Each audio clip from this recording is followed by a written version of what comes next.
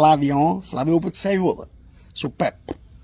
Voglio essere sempre il numero uno, ma come si può fare? Sei riuscito a creare la polemica, cioè tu sei riuscito a fare pubblicità sulla pizzeria tua, frate, dove lo sai benissimo, no?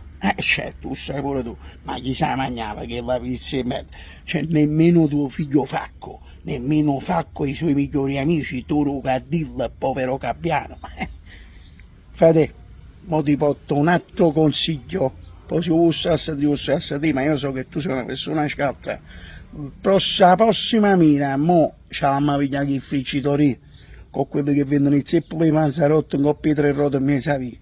Flavio, ma stiamo scherzando? Questi lo vendono pure 5-6 panzarotti a euro. Ma che si fa? Ma che ci mettono dentro, scusami? Le patate perute, la pasta cresciuta, l'indizio pure la variata. Facciamo una cosa, mettiamo un panzarotto a 34 euro.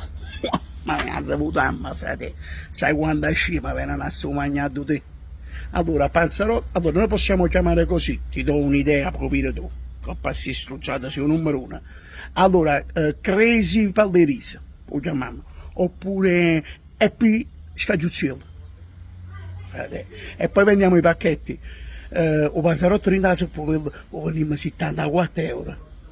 Frate, ma chi ci fa noi? O ci hanno aggrippato con 3 panzarotterie e zuppolotterie.